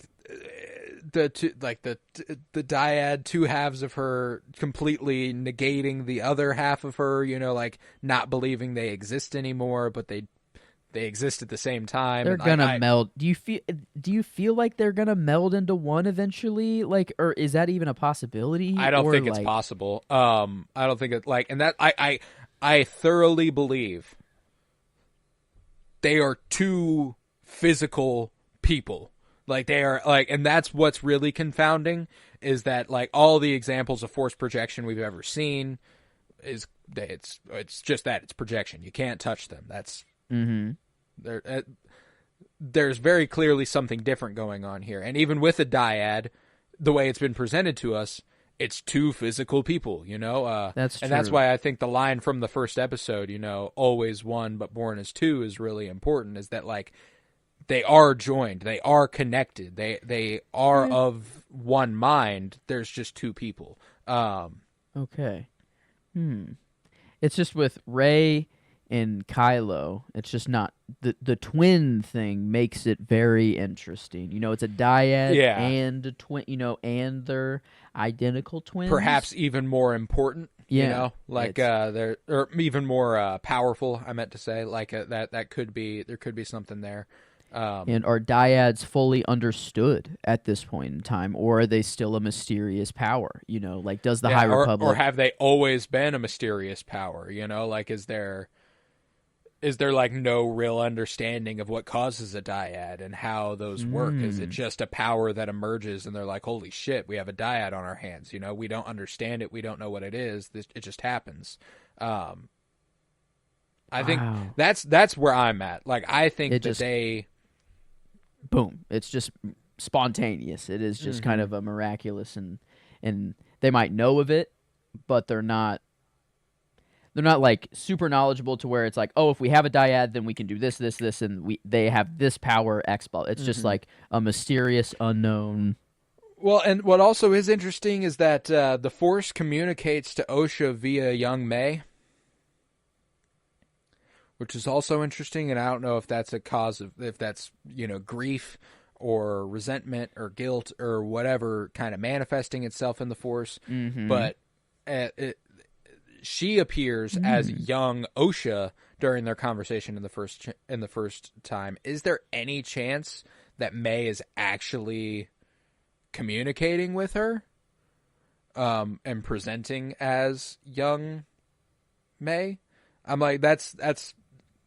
There's all sorts of possibilities. I don't know where they're going with it, but I'm super excited about it. Man, yeah, that is nuts at how many roads they can go down if they want. They've set themselves up well. Yeah, they have. But they corner May here, and she force sweeps the dirt up and disappears in a cloud of smoke. And Osha spots and chases May, coming face to face with her as she jacks a speeder. And she points her gun at her, but hesitates just long enough and misses her shot. And May gets away. Sol looks at her with a degree of disappointment, is kind of how I read it. I didn't read it as much else. And I'm interested. Do you think she purposefully missed the shot? Or is she out of practice? Or because it's a stun weapon. It's not a killing blow. At least Osha, her reaction seems that she was shaky and she didn't want to take the shot, but then she was like, no, I need to do this. And she did take the first shot. I think she thought she was going to hit that first shot. And then when she missed, she was like, oh shit, I'm out of practice. I need to, and then, so it felt like a little bit of both, kind of like she is out of practice, but then also there was some hesitation to it where like she didn't want to. And I think it's a combination of things, but yeah, like, and that was interesting. I liked that moment, the way she's like, oh, like May is very clearly happy to see her sister. So I'm like, there's something going on. Like, it's just, it's hard to say at this point, but I do appreciate. I'm also curious if she knew it was a stun weapon or if she was just pulling trig. Because she clearly harbors a resentment for her sister, and maybe Sol is kind of disappointed because she pulled the trigger at all. Maybe there was something there.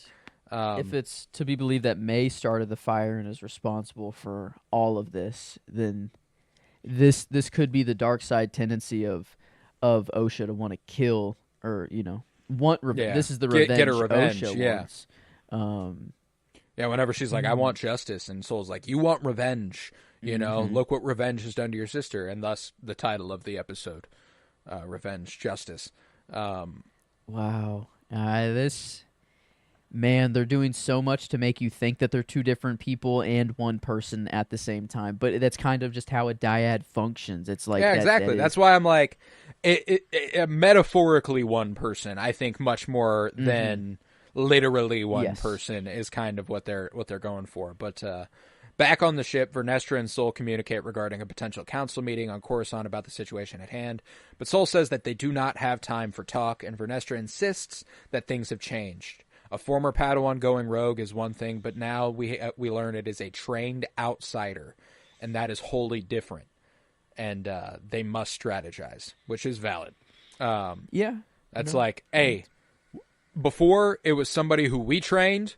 It's a bad look, but it's like, hey, at least we know where they came from. Now we don't know where they came from, and we don't know who trained them, and we don't know how they have this power. Yeah. We need to figure something out. And that's always question number one. Who trained you? who trained you? Who trained you? It's like if they're Sith, they that's their goal is to find the dark force users. And yeah, so that is really cool. That Soul and even Indara was trying, like, who trained you? That was a question Indara asked during the fight, I think. So it is. I don't know if that's a Jedi thing or just these 4 Jedi are like, yo, like what? I don't know. But it seems, I don't know, this. Ooh, I don't know. I like the theory of the drunken, the playful. I think that's I think that's a distinct possibility. Or even going above him, maybe he's the master. Like maybe not he is the mass dude. He's he's one I mean, like, up. I don't know. I doubt that one. Crazy curveball, because you expect it to be some old white dude. I don't know, just the Sith. I mean, some old, disgusting, decrepit being that's like, true, wow, you look fucking dude. evil. I just associate old, evil, decrepit with white men. Usually, the Sith are old white men. It's just kind of evil. It's a nice proxy, but this feels like like that you kind of embody the Sith. Like that feels right. But yeah, it'll. Oh man, that's going to be a cool unmask. I mean, because it'll happen probably. Who knows? Could be another Marok situation and a green mist, and it's just a fucking entity. But I don't know. It doesn't feel like it here.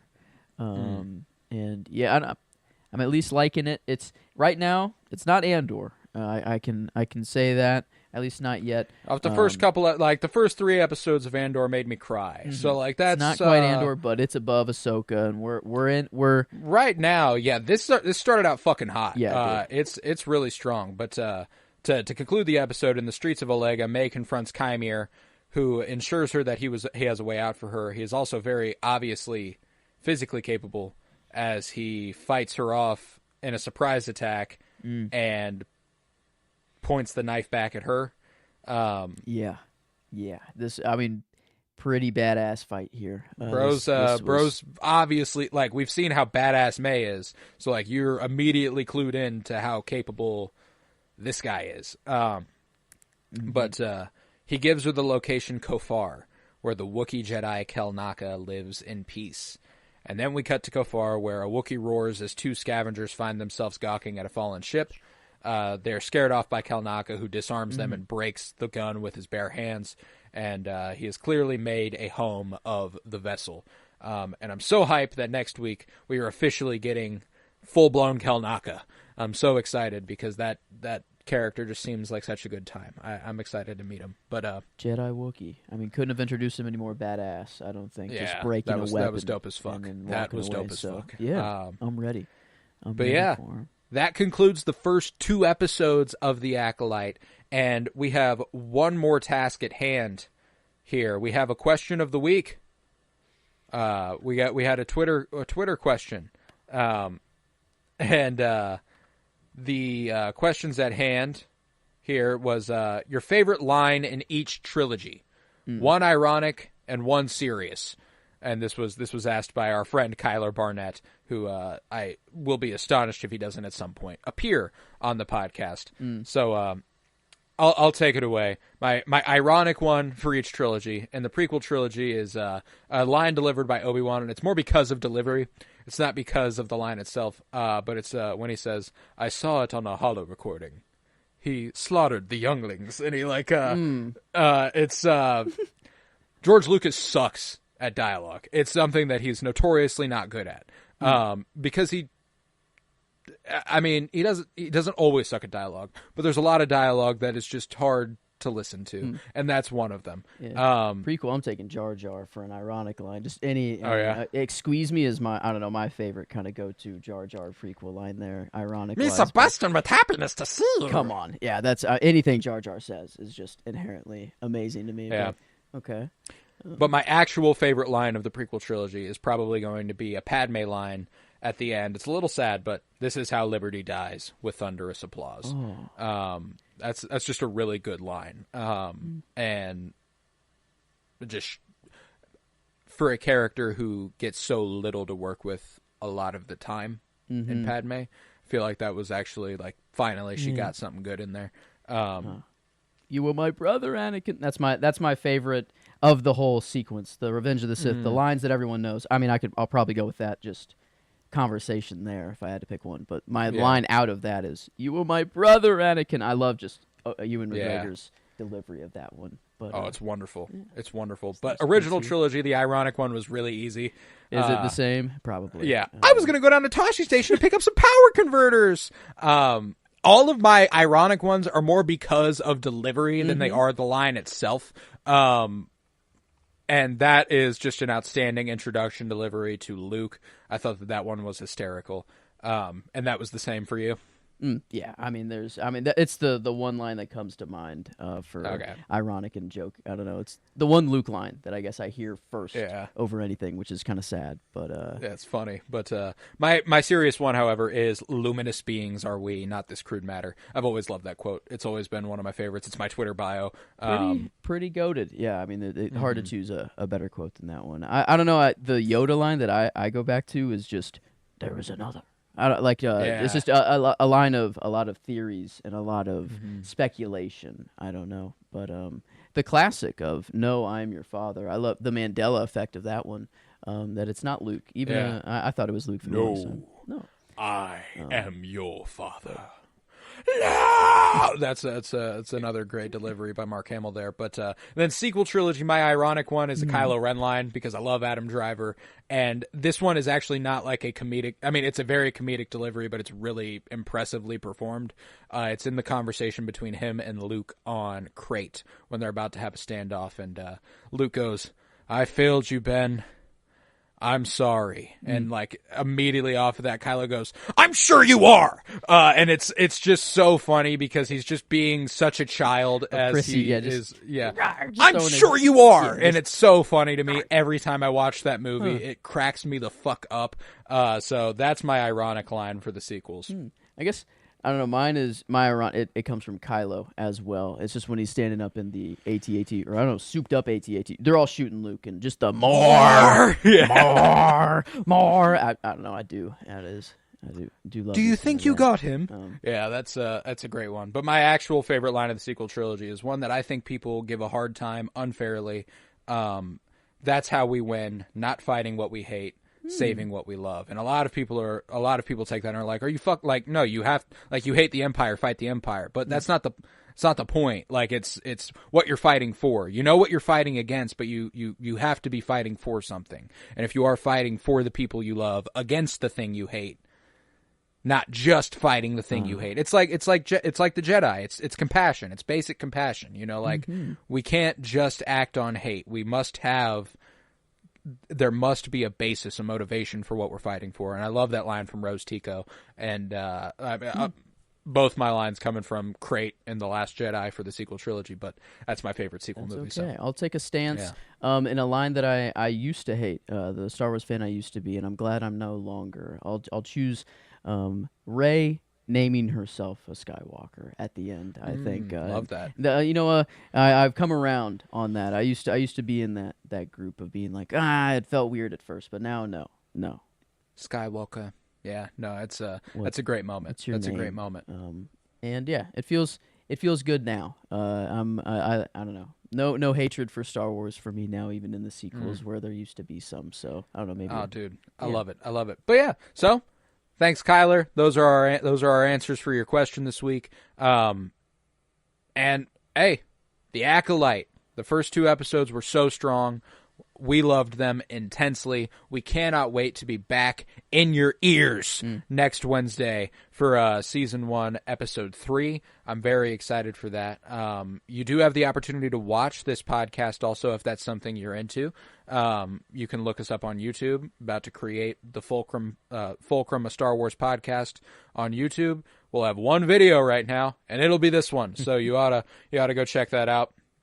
You can follow on Twitter at the Fulcrum Pod. That is where you'll find us on Twitter, and that's socials right now. Obviously, we stem from the Penny Bloom podcast, so you can follow there. That's for any news regarding anything we might be doing. We also do a movie podcast, and currently that movie podcast is Cinema Surprise, and that begins this Friday. with Tron Legacy. Joseph chose Tron Legacy for us, and we'll be discussing that this Friday on Cinema Surprise, so go check that out. And in the weeks to come on our flagship show, the Penny Bloom Podcast, Fire and Bloom is returning. We are also going to be covering House of the Dragon Season 2 alongside The Acolyte here on Fulcrum. So I'm very, very excited. House of the Dragon Season 2 on Penny Bloom Pod, The Acolyte here on Fulcrum, a Star Wars podcast, and a bunch of movies on Cinema Surprise on Friday. So we're doing a lot of fun stuff. We would love for you to join us. Thank you so much for being here. I was Colton Robertson. I was joined by Joseph George. Thank you very much, homie. Oh, thank you for having me. It's always a pleasure to be here. Oh, and it's always a pleasure to have you. And remember, for light and life.